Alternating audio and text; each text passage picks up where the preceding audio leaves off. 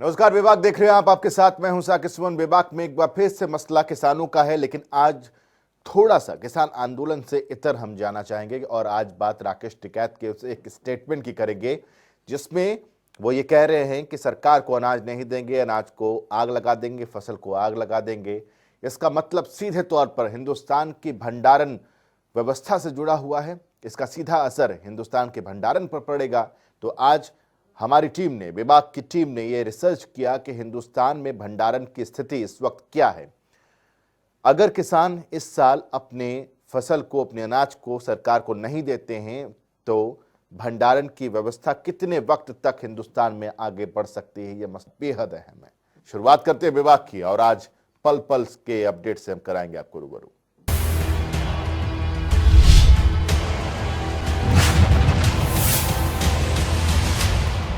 विभाग की पहली रिपोर्ट, राकेश टिकैत का बयान, जिस बयान के इर्द गिर्द आज पूरा का पूरा अपनी विभाग की हर एक खबर रहने वाली है। आज आपको हम बताएंगे कि किस तरीके से राकेश टिकैत का ये स्टेटमेंट सामने आया जिसमें उन्होंने कहा कि फसल को आग लगा देंगे, सरकार को नहीं देंगे, एक बार की कुर्बानी किसान दे सकता है। ये तमाम मसले आए हैं सामने, जरा उनके बयानों पर आधारित ये रिपोर्ट देखिए।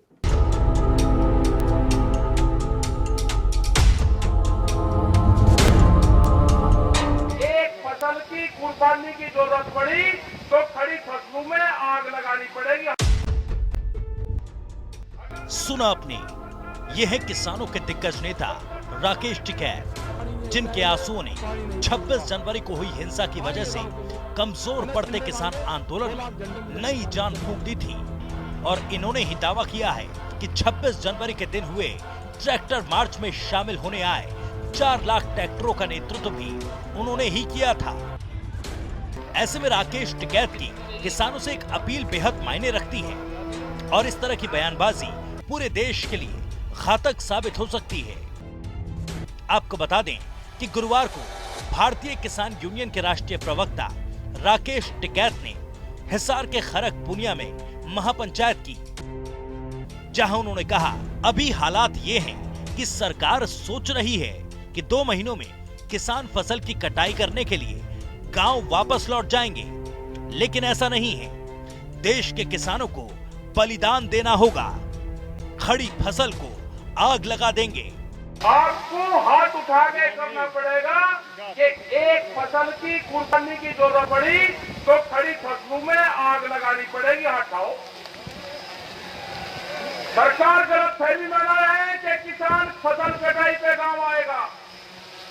अगर ज्यादा बकवास सरकार ने करी तो कसम खाएगा ये किसान खड़ी फसल में आग लगाएगा। अपनी एक फसल की कुर्बानी देंगे तो 20 साल तक किसान जिंदा रहेगा। ऐसे में सवाल उठता है कि अगर राकेश टिकैत की अपील को किसानों ने हाथों हाथ लिया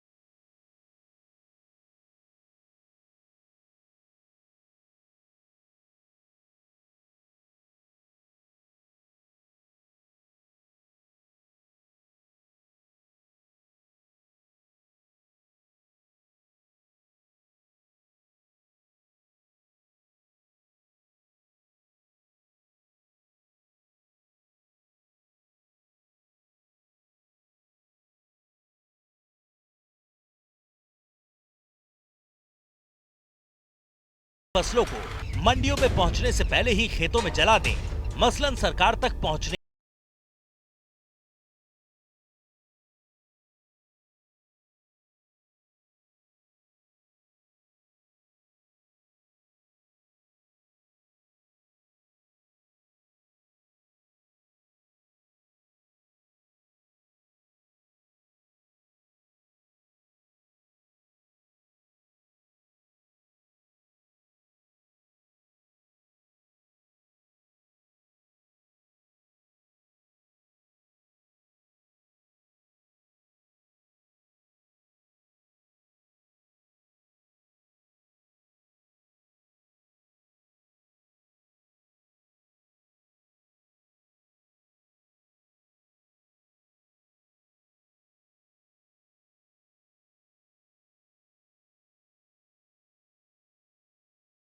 जो फसल है, जो अनाज है, वो एफसीआई यानी कि हिंदुस्तान की सरकार को नहीं देते हैं।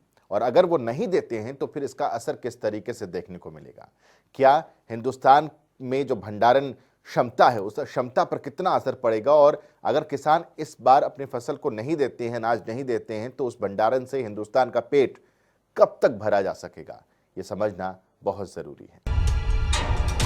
फूड कॉरपोरेशन ऑफ इंडिया यानी कि एफसीआई, जिसका गठन भारतीय खाद्य निगम अधिनियम 1964 के तहत देश में आपदा के वक्त पैदा होने वाले अनाज संकट के चलते 1965 में किया गया था, जिसका मुख्य कार्य खाद्य पदार्थों की खरीद करना, भंडारण करना, वितरण और बिक्री करना है। एफसीआई का सबसे बड़ा मकसद है कि देश में कोई भी, कहीं भी और कभी भी भूखा न रह जाए, जिसके तहत सार्वजनिक वितरण प्रणाली यानी कि टीडीपीएस और पीडीएस योजना के जरिए पूरे देश में एफसीआई जरूरतमंद लोगों को अनाज मुहैया करवाता है। आपको बता दें कि एफसीआई गरीबी रेखा से नीचे वाले लोगों को टीडीपीएस के तहत अनाज मुहैया करवाता है, तो वहीं पीडीएस के तहत रियायती कीमतों पर और गरीबी रेखा से ऊपर के लोगों को अनाज मुहैया कराया जाता है। वहीं किसान हितों की सुरक्षा के लिए केंद्र सरकार एफसीआई के जरिए किसानों से गेहूं, धान और मोटे अनाज की एमएसपी पर करता है। वहीं जल्द ही गेहूं की खरीद शुरू होने वाली है, जिसके लिए एफसीआई ने तैयारियां भी कर ली हैं। लेकिन अनुमान है कि मौजूदा समय में एफसीआई के पास अनाज का कुल 8 करोड़ टन भंडारण है। ऐसे में निगम के पास स्टोरेज को लेकर समस्या खड़ी हो सकती है। वहीं देश में कृषि कानूनों के खिलाफ किसान आंदोलनरत हैं। किसानों की मांग है कि किसी भी कीमत पर कृषि कानूनों को वापस लिया जाए, फिर चाहे उन्हें अपनी फसलों का ही बलिदान देना क्यों न पड़ जाए। कहते हैं एक किसान को अपनी फसल जान से भी प्यारी होती है, क्योंकि किसान अपनी फसलों को बच्चों की तरह पाल पोस कर बड़ा करता है, इस चाह में कि उसे फसलों के अच्छे दाम मिलेंगे और उसका गुजर बसर बेहतर तरीके से हो सकेगा। ब्यूरो रिपोर्ट, जनता टीवी।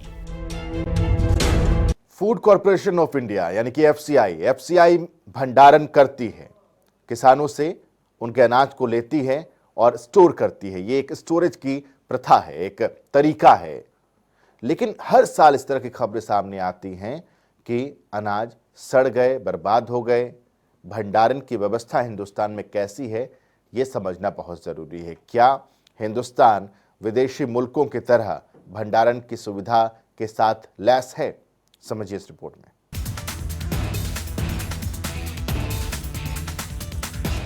देश में चल रहा किसानों का विरोध प्रदर्शन इस बात का गवाह है कि किसान जो कुछ भी पैदा करता है उसे उसका बेहतर दाम नहीं मिल पाता। दूसरी तरफ भारत में हो रही अनाज की बर्बादी, जिसकी वजह से देश में भुखमरी का एक बड़ा आयाम है। प्रधानमंत्री नरेंद्र मोदी अक्सर ये बात दोहराते हैं कि कृषि उपज को स्टोर करने और वितरित करने की क्षमता पर तेजी से काम करने की जरूरत है। आंकड़े भी उनकी इस बात की गवाही देते हैं। भारत हर साल सस्ता या मुफ्त अनाज मुहैया कराने पर करीब 1,50,000 करोड़ रुपए खर्च करता है, जबकि 2016 में एक स्टडी के मुताबिक ये अनुमान लगाया गया कि भारत में अनाज की बर्बादी के चलते सालाना 92,651 करोड़ रुपए का नुकसान होता है। वहीं दशकों से जब भी अनाज की बर्बादी की बात आती है तो सरकार का वही घिसा पिटा जवाब होता है कि उसने जितना खरीदा उतना सुरक्षित रखा और जितना बांटा उसके मुकाबले ये बर्बादी कुछ नहीं है। हाल ही में 20 सितंबर को सरकार ने आंकड़ा जारी किया, जिसे अप्रैल के तत्कालीन खाद्य आपूर्ति मंत्री स्वर्गीय रामविलास पासवान ने पेश किया था। पासवान ने संसद को सूचित किया था कि भारतीय खाद्य निगम की ओर से खरीदा गया सिर्फ 0.02 लाख टन अनाज बर्बाद हुआ। लेकिन अनाज की बर्बादी के सवाल पर सरकार सिर्फ एफसीआई का जिक्र करती है, जबकि जितने अनाज की बर्बादी होती है उसमें एफसीआई का योगदान बहुत छोटा है। आइए आपको बताते हैं कि भारत में अनाज की बर्बादी कब और कितनी हुई। 2015-16 में सरकार ने 62.3 मिलियन टन चावल और गेहूं खरीदा, जिसमें से 3,116 टन अनाज बर्बाद हो गया। ये कुल खरीद का सिर्फ 0.005% है। 2016-17 में 61 मिलियन टन की कुल खरीद में से सिर्फ 0.014% बर्बाद हुआ। 2017-18 और 2018-19 में अनाज की बर्बादी 0.003% और 0.006% रही। 2019-20 में सरकार ने 75.17 मिलियन टन अनाज खरीदा, जिसमें से 1930 टन बर्बाद हुआ, जो कुल खरीद का 0.002% है। अनाज की ये बर्बादी तो आंकड़ों तक सीमित है। असल में ये बर्बादी विकराल है, क्योंकि देश में स्टोरेज व्यवस्था की भारी कमी है, जिससे खरीदा गया अनाज खुले में पड़ा रहता है और ये मौसम की मार से लाखों टन अनाज बर्बाद हो जाता है, जिसकी बदौलत देश में भुखमरी की बड़ी समस्या है। जनता टीवी के लिए अभिषेक सैनी की रिपोर्ट। अब भंडारण की व्यवस्था को ये भी आप समझ चुके हैं। अब भंडारण की व्यवस्था के साथ साथ फसलों के उत्पादन को भी समझना होगा, क्योंकि उत्पादन और भंडारण ये एक सिक्के के दो पहलू हैं। भंडारण इसलिए जरूरी है ताकि जो उत्पादित फसल है वो बर्बाद ना हो और आगे आने वक्त में उसका इस्तेमाल किया जा सके। ऐसे में जरा समझिए कि हिंदुस्तान में फसलों की उत्पादन क्षमता क्या है और भंडारण क्षमता क्या है।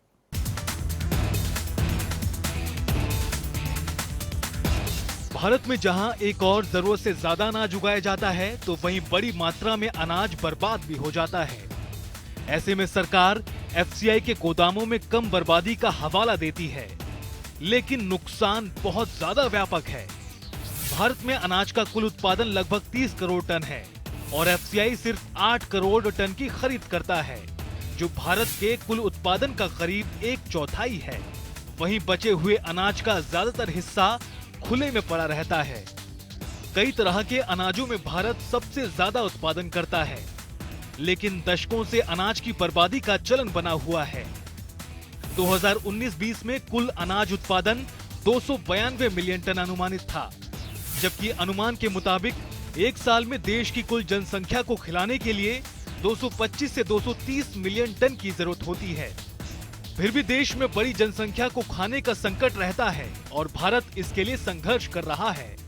संयुक्त राष्ट्र के खाद्य और कृषि संगठन FAO का अनुमान है कि भारत में जितने खाद्य पदार्थों का उत्पादन होता है, उसका 40% से ज्यादा बर्बाद हो जाता है और इसकी लागत हर साल 14 बिलियन अमेरिकी डॉलर के बराबर हो सकती है। वहीं सरकार ने कृषि क्षेत्र में सुधार लाने के लिए 3 कानून पास किए हैं, जिनमें खरीद और भंडारण में निजी क्षेत्र की भागीदारी भी शामिल है।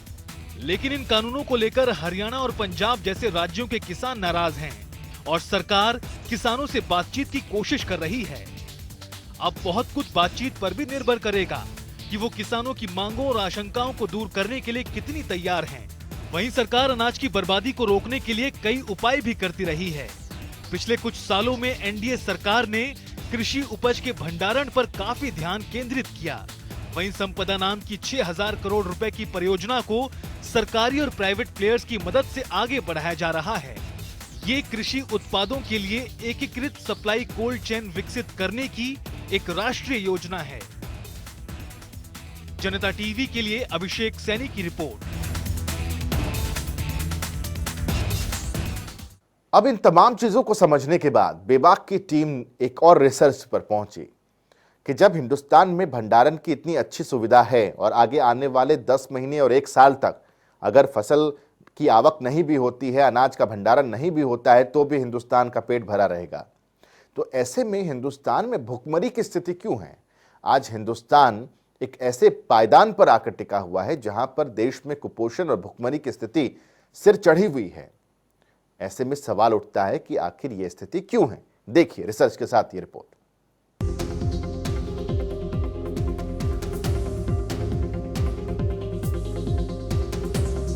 देश का पेट भरने वाला किसान पिछले कई महीनों से परेशानी में है, क्योंकि वो केंद्र सरकार के नए कृषि कानूनों के खिलाफ है और अपनी मांगों को लेकर आज सड़कों पर गुजर बसर कर रहा है। वहीं देश भर में भुखमरी का बड़ा संकट पनपता जा रहा है। इसी कड़ी में संयुक्त राष्ट्र के एक सर्वे के मुताबिक कोरोना महामारी से होने वाली वैश्विक मंदी के चलते 8 करोड़ 30 लाख से 13 करोड़ 20 लाख लोगों के सामने भुखमरी का संकट खड़ा हो गया है। वैश्विक भुखमरी सूचकांक की हालिया रिपोर्ट के मुताबिक 107 देशों की सूची में भारत 94वें स्थान पर है, जबकि श्रीलंका 64वें, नेपाल 73वें, पाकिस्तान 88वें, बांग्लादेश 75वें और इंडोनेशिया 77वें स्थान के साथ भारत से आगे है। वहीं संयुक्त राष्ट्र की एजेंसी के मुताबिक भारत की 14% आबादी अल्प पोषित है। भारत में बौनेपन की दर 37.4% दर्ज हो चुकी है।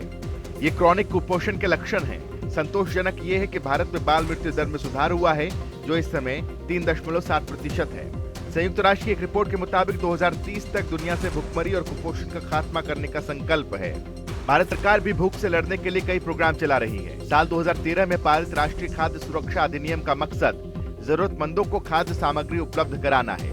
सार्वजनिक वितरण प्रणाली के जरिए 50% शहरी और 75% ग्रामीण आबादी को बेहद सस्ती दर पर प्रति व्यक्ति प्रति महीने 5 किलो या प्रति परिवार 35 किलो अनाज उपलब्ध कराने का प्रावधान है। विश्व व्यापार संगठनों के निर्देशों से इतर ये कार्यक्रम भारत की सबसे महत्वपूर्ण योजनाओं में से एक है। वहीं कोविड-19 की महामारी के दौर में कई करोड़ भारतीयों को मुफ्त राशन की व्यवस्था कराकर भारत दुनिया को हैरान कर चुका है। भारतीय खाद्य निगम के भंडार में फिलहाल करीब 816.6 लाख टन खाद्यान्न उपलब्ध है। इनमें 530.31 लाख टन गेहूं और 266.29 लाख टन चावल शामिल है। प्रधानमंत्री गरीब कल्याण अन्न योजना के लिए 200 लाख टन का आवंटन पहले ही सुरक्षित किया जा चुका है, जिसमें से 120 लाख टन का आवंटन हो चुका है। योजना के तहत 39,000 टन दाल की भी व्यवस्था की जा चुकी है। संकट के दौर में जरूरी है कि ज्यादा से ज्यादा खरीद सरकारी तंत्र करे, क्योंकि निजी क्षेत्रों में की गई खरीद मुनाफाखोरी और जमाखोरी को ही बढ़ावा देगी। आत्मनिर्भर भारत के साथ किसानों को भी आत्मनिर्भर बनाने की दिशा में नई नीतियों को लागू करने की जरूरत है। वहीं किसानों की मांग है कि न्यूनतम समर्थन मूल्य यानी कि एमएसपी में बढ़ोतरी की जाए और कभी एमएसपी को खत्म न किया जाए। वहीं बात करें सर्विस सेक्टर और देश में नौकरियों की, तो बीते 2 महीनों में जहां सर्विस सेक्टर में बढ़ोतरी देखने को मिली है। दरअसल IHS मार्केट के मुताबिक 9 महीने में पहली बार देश में नौकरियों के मोर्चे पर इजाफा हुआ है। नवंबर महीने में देश का सर्विसेज बिजनेस इक्विटी इंडेक्स 53.7 पर रहा। हालांकि अक्टूबर के 54.1 के मुकाबले इसमें मामूली कमी आई है। लेकिन देखने वाली बात यह होगी कि यह आंकड़ा आने वाले दिनों में नई ऊंचाइयों को छू सकता है या फिर गिरावट दर्ज की जाएगी। जनता टीवी के लिए अभिषेक सैनी की रिपोर्ट। तो इसी के साथ आज की पेशकश में बस इतना ही। कल कुछ और मसलों के साथ आपके सामने हाजिर होंगे। फिलहाल एक छोटा सा ब्रेक ले रहे हैं। खबरों का सिलसिला लगातार जारी रहेगा।